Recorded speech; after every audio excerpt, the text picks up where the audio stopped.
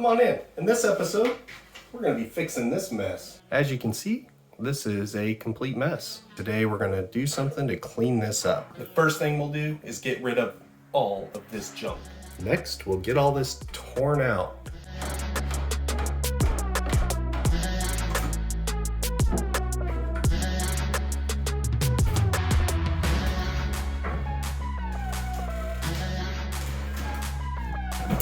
Timber.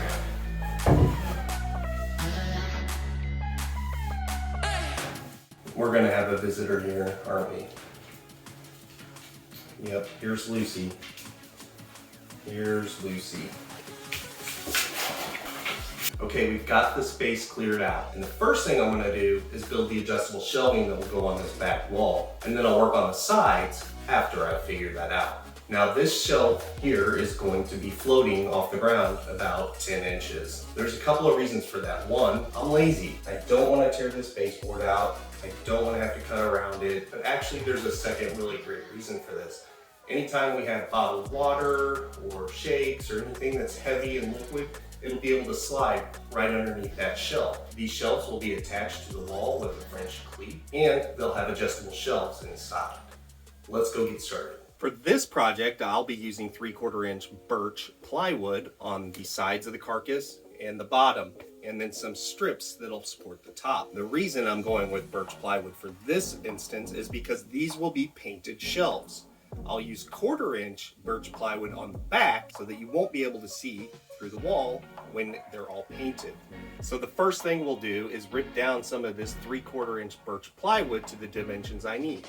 And I guess that brings us to design. For this design, I'm going to build 3 cabinet units that are all the same. It's basically a skeleton of a cabinet with adjustable shelves inside. However, I will not put doors on in front of these because it is a pantry, it's a smaller space, and those doors would get in the way. So let's rip up some plywood. It's important to note that making cabinets is not difficult, but it does take consistency. When I'm ripping my plywood down on my table saw, I don't want to make any adjustments to that saw.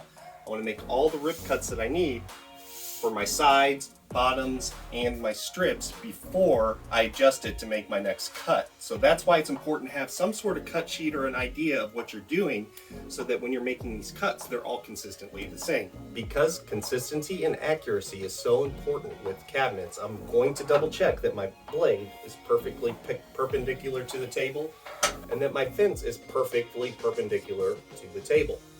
So once I get this dialed in, which it looks like it has, I check it on a regular basis. I'm gonna set my fence at 17 inches and I'm gonna cut a bunch of strips out of plywood. Now as we get started, if you're anything like me, you love hauling heavy sheets of plywood around your shop. I'll tell you, this gator lift tool makes it a lot easier. Highly recommend this guy right here. It just makes moving things around so much easier.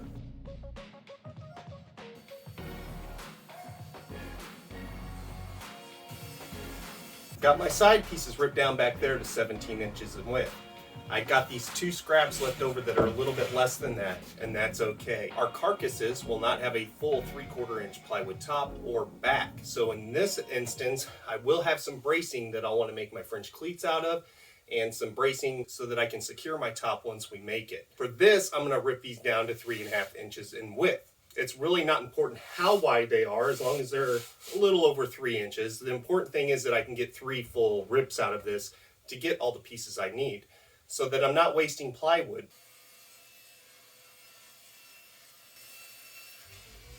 The next thing I'm going to do is get creative, especially for what we're about to do next. Don't have a formal miter saw setup in my shop yet. So what I've done is I've screwed my miter table down to this little workbench I have. I'll actually use the wall as my stop block. I did take a moment to make sure it's square with the wall so everything lines up. If I had a track saw or something like that, that would probably be the obvious choice for cutting down the sides and the bottoms to the length. But since I don't, this is the option I'm going to use. Sometimes you just got to do what you got to do. So the next thing I'll do is I'll cut down 6 sides for my cabinet shelf carcass deals. The reason I need 6 is because I'm building 3 individual cabinets. Once I get those done, I'll go ahead and adjust my saw and screw it back to the bench where I need it, and then I'll cut the bottoms of each cabinet, and I'll need 3 of those. The first cut I'm going to make is actually on the very end. I don't trust that this board came from the factory perfectly square, and I want to make sure that it's squared up with my saw.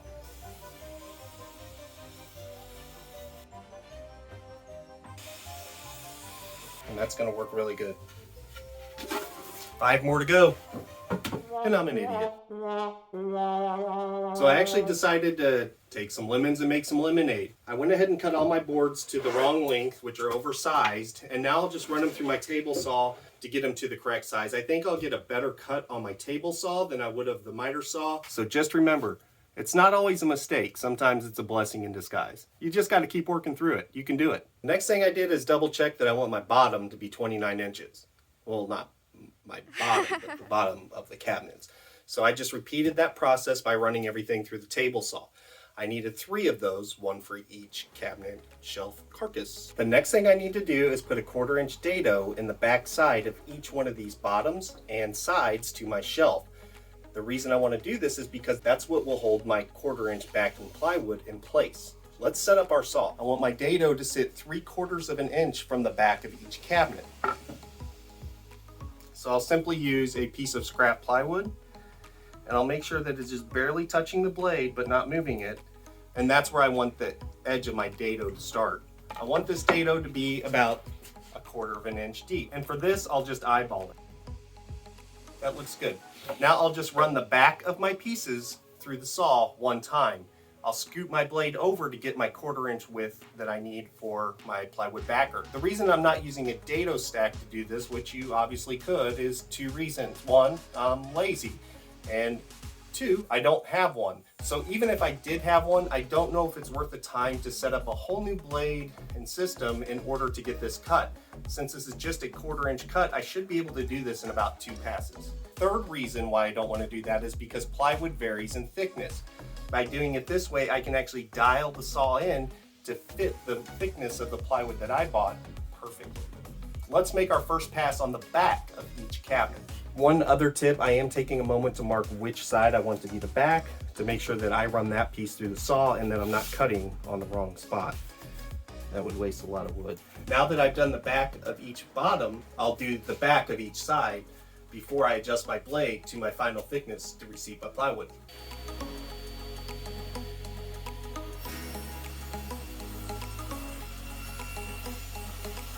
One other thing I did is I ran a scrap piece through my saw.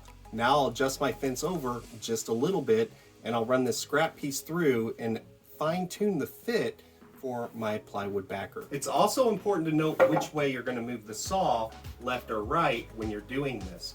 I need this full 3/4 inch reveal in the back. The reason for this is behind this plywood backer of my cabinet is going to be a nailer strip. That's why we used a piece of plywood to set the first cut. That nailer strip is going to be what we're going to screw to the wall and attach our French cleats to give this shelf a floating look. So when I do this, I want to make sure that when I'm moving my saw, that I'm actually moving it over this way a little bit, about 1 saw blade width. That way I maintain that 3/4 inch back on my cabinet. I'll actually cut this first piece a little bit shy. I'll test fit it on my plywood backer plywood, and then I'll fine tune it as I need. And here I'm just going to do a test fit. It's just a fraction of an inch tight. So let's move it over about a 1/16 of an inch and try again. I've dialed in my dado groove here, and I'm test fitting it on my 1/4 inch sheet of plywood to see how it will fit. And I've got this dialed in pretty good. You can see it's nice and tight. It doesn't have much wiggle room. It's sticking just a little bit. It's not going to give me a lot of problems when I go to install it, but it is tight enough where it's not going to move around when it's in the cabinet either. So that's a perfect fit right there. Now I'll just take my bottom pieces and my side pieces and run them through the saw again to match this test piece that I did. You want to make sure when you do this that you're really double checking that you're cutting the right way, or otherwise you're going to end up with a place where you won't be able to have a nailer strip on the back, or you're going to accidentally cut the wrong side of your board and have to start over with a side or a bottom piece. So now I'll just keep running this wood through the table saw. So now we have this dado on the back of each one of our pieces. The next thing I want to do with my table saw is not touch a thing. We have 3.5 inch nailer strips and support pieces that will also be added to this cabinet. That back one will also need the same dado in it.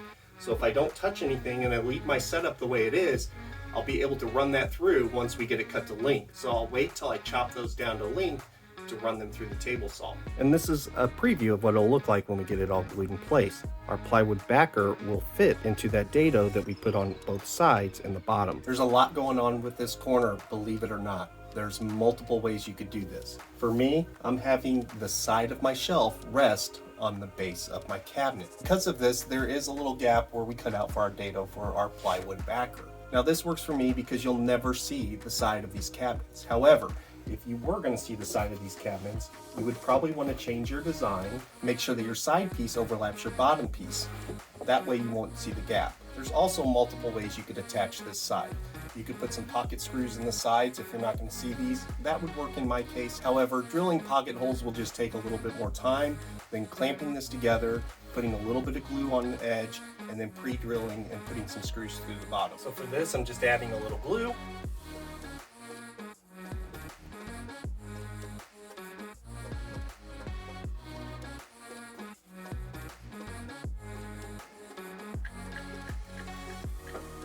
I also clamped on this plastic square to make sure that everything stays nice and square as we screw it in place. Next, I'll pre-drill some holes in the bottom and sink some screws in this thing.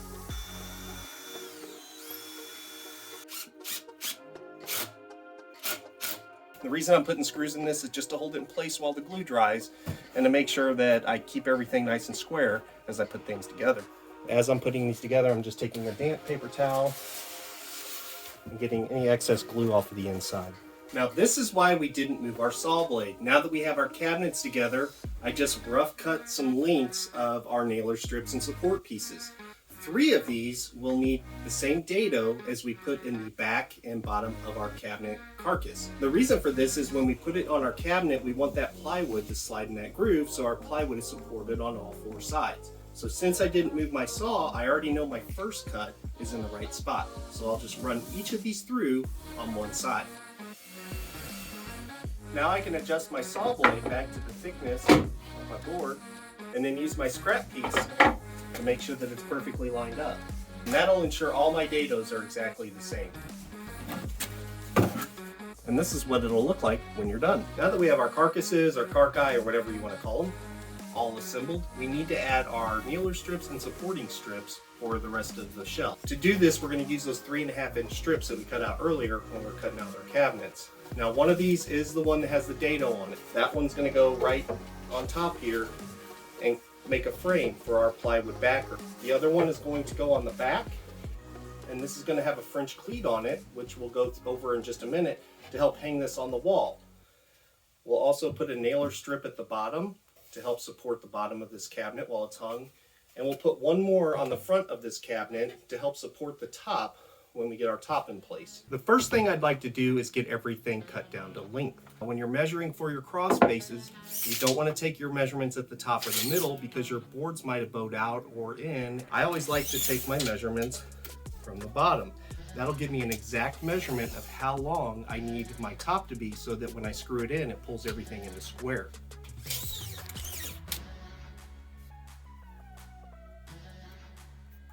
Now we'll just go make that cut. One last cut we need to make before we start attaching these support pieces to our carcasses is a 45-degree angle. This 45-degree angle will help us create what is called a French cleat. So by putting a 45-degree angle on 2 pieces, they'll slide together, helping support our floating cabinet system, making it easier to install and giving it some stability at the same time. So for this, I've just adjusted my saw to 45 degrees, and I'll run one side of each of my support strips through the table saw to get a 45-degree angle. And here's how the French cleat will work. We'll attach one of our support strips to our cabinet and the other support strip to the wall, and when we go to put our cabinet on the wall, it'll lock it in place. Now it does matter which way this cleat gets put onto this cabinet. I don't want to put it this way because when it meets up the wall, it'll slide off. I want to put it this way so that it will lock into the other piece and pull the cabinet towards the wall and hold it securely. So one thing I don't want to do is put the pocket screws on the wrong side. So I'm just getting my orientation correct. I'm just putting an X where I want my pocket screws on this specific support piece. There's a time and there's a place for pocket screws, and this is one of those times and this is one of those places for sure. The next thing we're going to do is attach these to our carcass with 2 pocket screws on each side. One thing to note is that when you're attaching the one with the groove needs to go down so it can hold the plywood. So we'll want to make sure that we put our pocket screws on top here.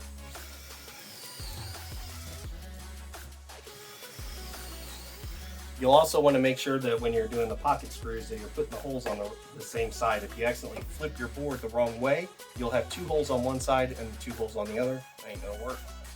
Just like that. You'll also note I put these a little bit closer together than the other ones just so that I'm not screwing into this piece for the French cleat. Now that I have my pocket holes in all the right places, I'm going to start assembling this carcass. The only 2 pieces I'm going to start with are this bottom nailer strip and the front support piece just to hold everything square. After we get those 2 pieces in place, we'll go ahead and cut down our plywood backer to size. First, I'll install the bottom nailer strip. To do this, I'll just take some glue. I'll put a little on each edge. I'll also put some glue on the bottom, and I'll fit it in place. What I want to make sure I do is when I fit it in place that it's flush with the back and that it's not interfering with the dado that we left for our plywood. And even though it is a very snug fit, I'll use some clamps to hold it in place while we put our pocket screws in. Pocket screws can have your board move in or out depending on how you're screwing it if it's not really secured in place with some clamps. So this is just a little insurance to make sure that everything stays nice and square. And even though it's probably not absolutely necessary, I did take a chance to put a couple of extra screws in the bottom of that back support piece just to hold it in place a little bit while that glue dries. Next, I'll install this front brace piece with a little bit of glue on each end and some more pocket screws. This one, you just want to make sure that it's flush with the front and the top before you clamp it down and screw it in place. Next, I'm just going to rip down some of our 1/4 inch plywood and cut it down to size for the backs of each cabinet. Before I complete the assembly of each of these cabinet shells, I'm going to just take a little bit of sandpaper. This will just take some of the splinters off the edge, so when I go to slide it into place, it all fits nice together, smooth. To start assembly, I'm going to take my plywood back, slide it in the dado that we made.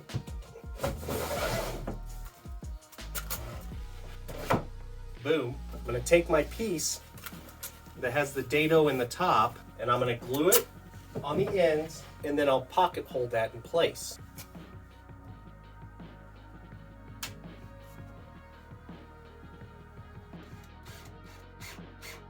And the last piece we'll put on is our nailer strip slash French cleat piece. This is going to go right underneath the piece we just installed. I'll just put a little bit of glue on each end and on the top, and we'll get it screwed in place.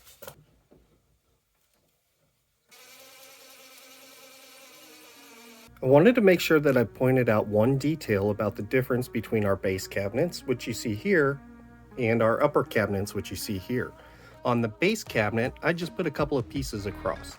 This will save material, but it still gives me a nice place to put my countertop on. On the top cabinet, since you're going to see it when you look up, I did go with a full sheet of plywood. I just pocket screwed it into the edge, and I secured it to the back brace with some screws. And now you can really see what this is going to look like. Just imagine that floating in a pantry near you. I've turned the cabinets on their back and clamped everything together, and it's looking pretty good, but let's face it. Literally, that was not a joke. We're going to put a face frame on this. In order to do that, we're going to start with the end pieces that go on the very, very end. We're going to cut those to length, and then we'll work on the rest of the frame.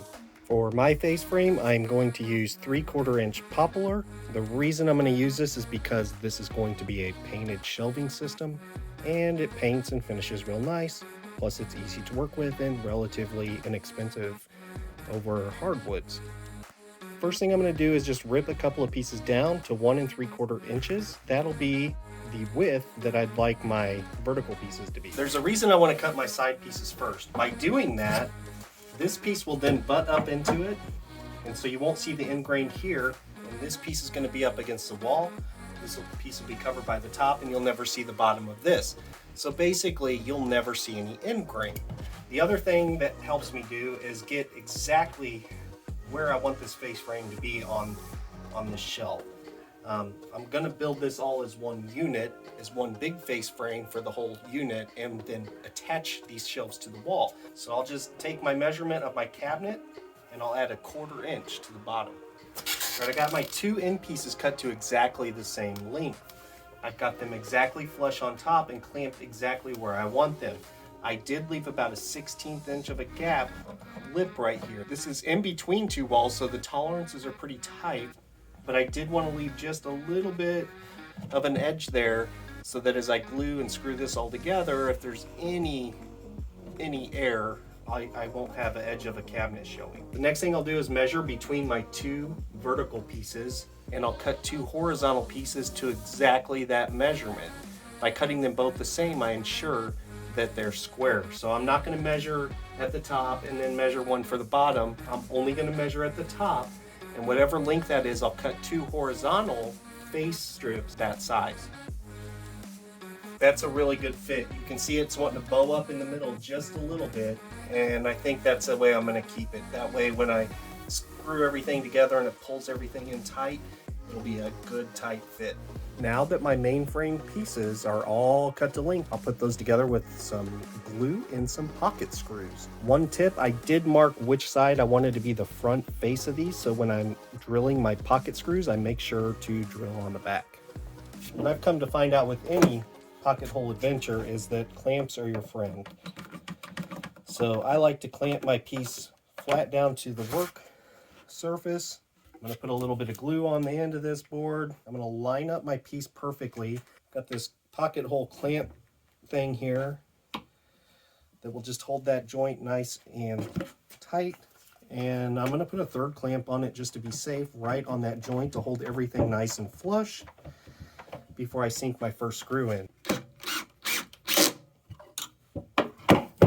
Remove this clamp, but I still have pressure on those other 2.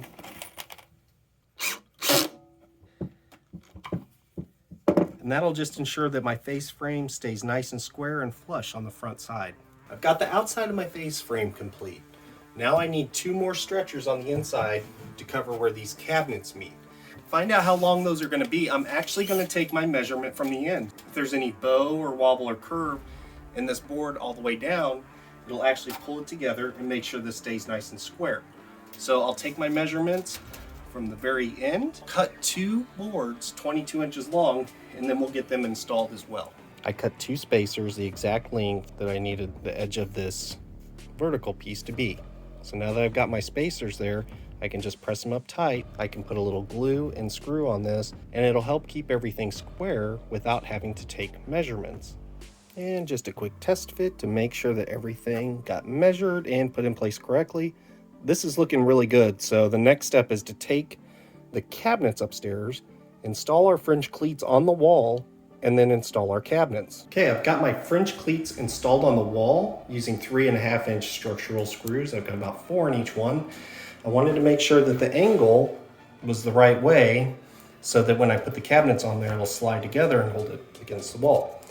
One other note is I did cut these a little bit short. They're only about 26 inches so that I can move my cabinets left and right as needed for adjustments. Once I got the French cleats on the wall, I took each cabinet and slid it onto the French cleat and screwed it to the studs through those nailer strips that we put at the top and the bottom. Next, I took the face frame and I clamped it in place to make sure it would fit. I took some glue and smothered it all over the face frame and tacked it in place with some 16 gauge 1.25 inch brad nails. This will just hold it securely while the glue dries. And that's where we're going to leave off in this video today. We have a lot more to finish on this pantry, including installing the upper and side shelves and putting some finishing details on these to make them look nice. Make sure that you click the subscribe button down below and click that thumbs up if you like this video, and of course click that bell notification to make sure that when we come out with new content, you're notified right away. Thanks for watching.